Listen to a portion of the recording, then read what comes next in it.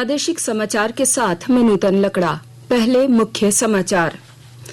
प्रधानमंत्री नरेंद्र मोदी ने झारखंड समेत 12 राज्यों में प्रधानमंत्री ग्राम सड़क योजना के तहत बनाए जा रही सड़कों की गुणवत्ता पर विशेष ध्यान देने का दिया निर्देश। केंद्र सरकार ने निजी क्षेत्रों के बैंकों के सरकार से जुड़े लेन देन का काम करने पर लगी पाबंदी हटाई। इस निर्णय से निजी बैंकों के ग्राहकों को होगी सुविधा। मुख्यमंत्री हेमंत सोरेन ने राज्य में सूचना आयुक्तों के रिक्त पदों को भरने के लिए कार्मिक विभाग को नियुक्ति प्रक्रिया जल्द पूरी करने का दिया निर्देश।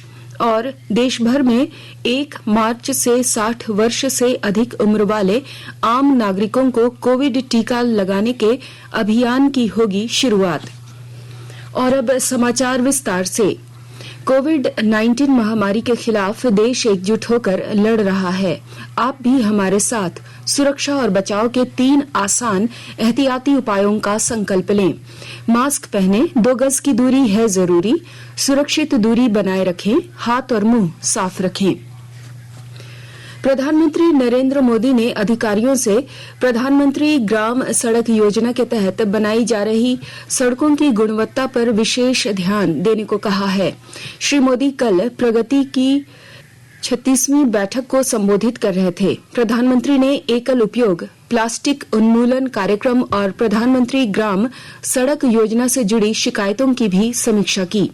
उन्होंने जागरूकता अभियान के माध्यम से लोगों को, विशेष रूप से युवाओं को शामिल करने की आवश्यकता पर जोर दिया। बैठक में 8 परियोजनाओं, 1 योजना से संबंधित शिकायत सहित कुल 10 विषयों की समीक्षा की गई। लगभग 44,545 करोड़ रुपए की लागत वाली 8 परियोजनाएं 12 राज्यों झारखंड, बिहार, पश्चिम बंगाल, असम, तमिलनाडु, ओडिशा, सिक्किम, उत्तर प्रदेश, मिजोरम, गुजरात, मध्य प्रदेश और मेघालय से संबंधित हैं। बैठक के दौरान प्रधानमंत्री ने कुछ परियोजनाओं के निष्पादन में देरी पर चिंता जताई और संबंधित अधिकारियों को निर्देश दिया कि सभी लंबित मुद्दों को समयबद्ध तरीके और मिशन मोड में हल करें। केंद्र सरकार ने निजी क्षेत्र के बैंकों के सरकार से जुड़े लेन देन का काम करने पर लगी पाबंदी हटा ली है। इनमें कर और अन्य राजस्व भुगतान सुविधाएं, पेंशन भुगतान और लघु बचत योजनाएं शामिल हैं। इससे पहले कुछ ही निजी बैंकों को इस तरह के लेन देन करने की इजाजत थी। सरकार के इस कदम से निजी बैंकों के ग्राहकों को सुविधा होगी, बैंकों के बीच प्रतिस्पर्धा बढ़ेगी और ग्राहक सेवाओं के स्तर तथा दक्षता में बढ़ोतरी होगी। पाबंदी हटाने के बाद रिजर्व बैंक निजी क्षेत्र के बैंकों को सरकारी कामकाज के लिए प्राधिकृत कर सकते हैं। देश को खिलौना निर्माण का केंद्र बनाने तथा आत्मनिर्भर भारत अभियान के तहत वैश्विक बाजार में इसकी उपस्थिति को बढ़ाने के उद्देश्य से राष्ट्रीय खिलौना मेले का वर्चुअल आयोजन किया जा रहा है। मेला 27 फरवरी से 2 मार्च तक चलेगा। आइए सुनते हैं खिलौना मेले पर प्रधानमंत्री नरेंद्र मोदी का यह संदेश। Global toy industry 7 lakh crore रुपए से भी अधिक की है। Team up for toys. The government of India is organizing India's first ever, the India Toy Fair. Indian local toy manufacturers march forward for Atmanirbhar Bharat. It's time to get vocal for your remarkable local. From 27th February to 2nd March, must come forward to get registered online at www.theindiatoyfair.in. अपनी तरह के इस पहले प्रयास का उद्देश्य भारतीय खिलौना उद्योग के सभी संबंधित पक्षों को एक मंच पर लाना है। पहली बार भारत सरकार लाई है बच्चों की फन और लर्निंग की जरूरत को पूरा करने वाले खिलौनों का अनोखा मेला द इंडिया टॉय फेयर 2021 27 फरवरी से 2 मार्च 2021। खेल है भाई, खेला है, बड़ा रंग बिरंगा खेला है, फन और लर्निंग से भरा खिलौनों का मेला है। पाए 1200 से भी अधिक एग्जिबिटर से खिलौने खरीदने का सुनहरा मौका। रजिस्टर करें www.theindiatoyfair.in पे। झारखंड विधानसभा का बजट सत्र कल से शुरू हो रहा है। इस संबंध में मुख्यमंत्री हेमंत सोरेन ने कहा है कि सदन के भीतर जन सरोकार से जुड़े मुद्दों पर सकारात्मक बहस के लिए सब तैयार हैं। उन्होंने यह भी कहा कि जो लंबित आश्वासन है उसे कम करने के लिए सरकार प्रयास कर रही है। साथ ही सदन में उठे सवालों का जवाब सही और समय पर देना सरकार और विभागीय अधिकारियों की जिम्मेवारी है। वहीं कोरोना संक्रमण को देखते हुए सदन के संचालन को लेकर कई एहतियाती बरते जा रहे हैं। विधानसभा सचिवालय ने दिशा निर्देश जारी कर कहा है कि बिना कोरोना जांच कराए कोई भी विधायक बजट सत्र में शामिल नहीं हो पाएगा। इसके लिए 72 घंटे पहले तक की नेगेटिव जांच रिपोर्ट मान्य होगी। पत्रकारों को भी बिना कोविड टेस्ट कराए प्रवेश की अनुमति नहीं दी गई है। गौरतलब है कि देश के कई स्थानों पर कोरोना के मामले फिर से बढ़ रहे हैं। झारखंड में इसे लेकर अलर्ट जारी किया गया है। आकाशवाणी के ताजा तरीन समाचारों के लिए आप हमारे वेबसाइट newsonair.com पर लॉग ऑन कर सकते हैं। ताजा समाचार Twitter handle @AIR news alerts और Facebook page All India Radio news पर भी उपलब्ध है। आप प्रादेशिक समाचार एकांश के Twitter handle @AIR news_ Ranchi और फेसबुक पेज तथा YouTube channel AIR news Ranchi पर भी हमारे बुलेटिन सुन सकते हैं। प्रादेशिक समाचार आप आकाशवाणी रांची से सुन रहे हैं और अब पेश है कोरोना से बचाव के कुछ संदेश।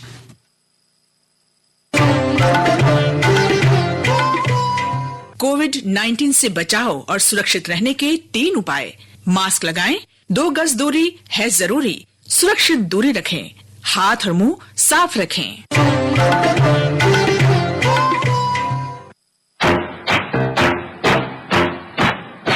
चलो मिलकर एक शुरुआत करें, चलो एक फैसला आज करें, मास्क नहीं तो टोकेंगे, कोरोना को रोकेंगे, चलो एक वादा करते हैं, चलो कुछ वादा करते हैं, मास्क नहीं तो टोकेंगे, कोरोना को रोकेंगे।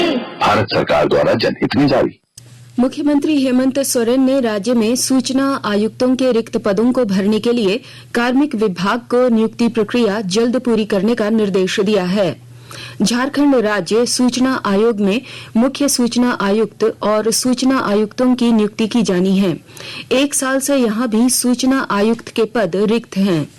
इधर कार्मिक विभाग ने मुख्य सूचना आयुक्त और सूचना आयुक्तों की नियुक्ति के लिए फिर से आवेदन प्रकाशित किया है। नियुक्ति प्रक्रिया में कई अधिकारी और पत्रकार भी आवेदन कर रहे हैं। बता दें कि आयोग में सूचना आयुक्त नहीं होने से सूचना अधिकार अधिनियम के तहत लोगों को सूचनाएं उपलब्ध नहीं हो पा रही है। केंद्र सरकार ने कहा है कि 60 साल से अधिक उम्र के लोगों को 1 मार्च से कोविड टीका लगाना शुरू हो जाएगा। 45 वर्ष से अधिक आयु के लोग जिन्हें अन्य गंभीर बीमारियां हैं उन्हें भी 1 मार्च से टीका लगाना शुरू हो जाएगा। सूचना और प्रसारण मंत्री प्रकाश जावड़ेकर ने कल नई दिल्ली में केंद्रीय मंत्रिमंडल की बैठक के बाद बताया कि यह टीका 10,000 सरकारी अस्पतालों में निःशुल्क लगाया जाएगा, जबकि 20,000 निजी टीकाकरण केंद्रों में लगाए जाने वाले टीकों की कीमत लोगों को देना होगा। केंद्रीय स्वास्थ्य मंत्रालय ने कहा है कि अब तक देश में 1,23,66,633 स्वास्थ्य कर्मियों और अग्रिम पंक्ति के कार्यकर्ताओं को कोविड टीका लगाया जा चुका है। मंत्रालय ने कहा है कि इनमें 65,24,726 स्वास्थ्य कर्मियों को टीके की पहली खुराक तथा 14,81,754 स्वास्थ्य कर्मियों को दूसरी खुराक दी गई है। अब तक 43,60,153 अग्रिम पंक्ति के कार्यकर्ताओं को टीके की पहली खुराक दी गई है। मंत्रालय ने बताया कि राष्ट्रीय कोविड टीकाकरण के 40वें दिन कल शाम 6 बजे तक 2,01,035 कोविड टीके लगाए गए।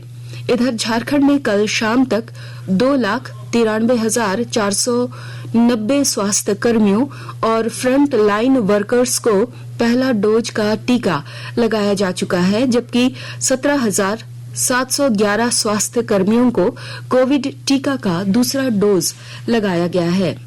वहीं राज्य में कल कोरोना संक्रमण के 32 मामले आए, जबकि 47 मरीज उपचार के बाद कल स्वस्थ हुए।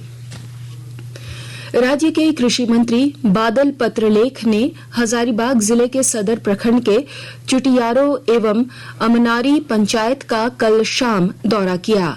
इन पंचायतों के कुछ मोहल्लों में पिछले दिनों किरासन तेल जलाने के क्रम में विस्फोट के अलग अलग मामले सामने आए थे।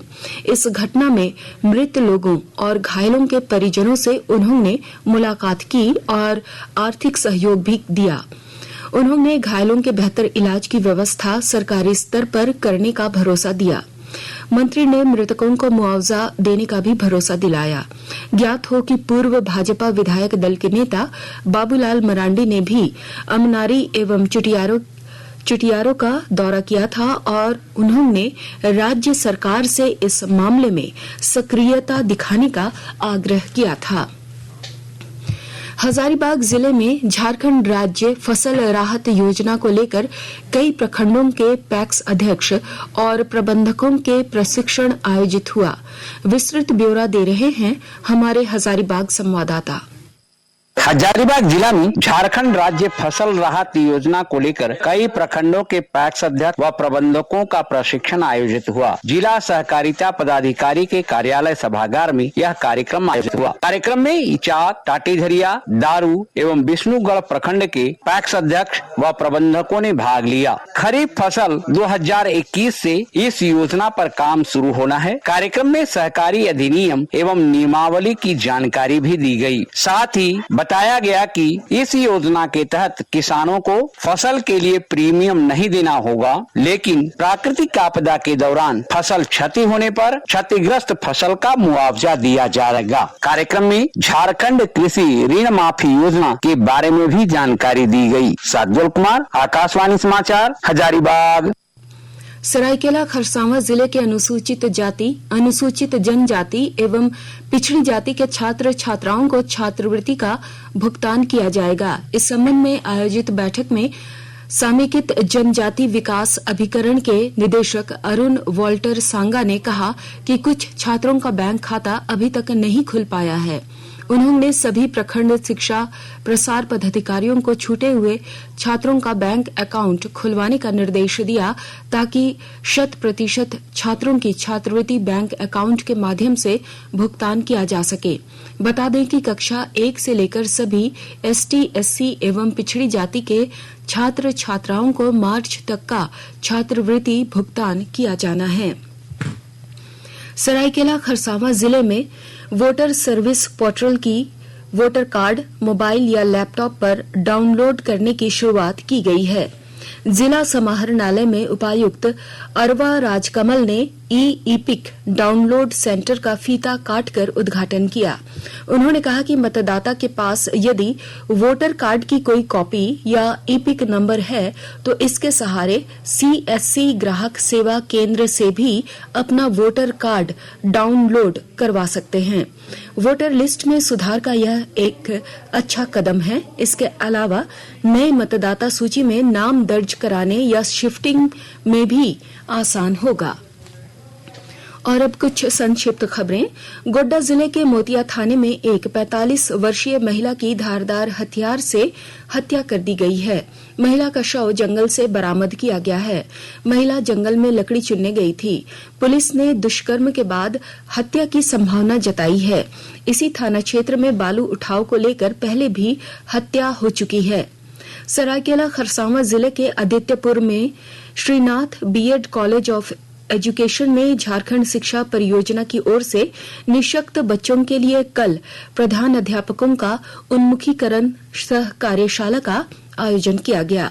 शिक्षा पदाधिकारी सचिदानंद ने निःशक्त बच्चों को दी जाने वाली सुविधाओं की जानकारी दी।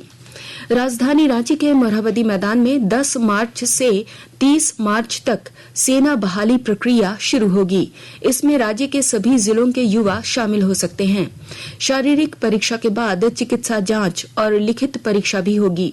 भर्ती प्रक्रिया में शामिल होने वाले अभ्यर्थियों को मूल दस्तावेज और एडमिट कार्ड लाना होगा। साथ ही 2 दिन पूर्व तक प्राप्त कोरोना जांच की नेगेटिव रिपोर्ट देना भी अनिवार्य होगा।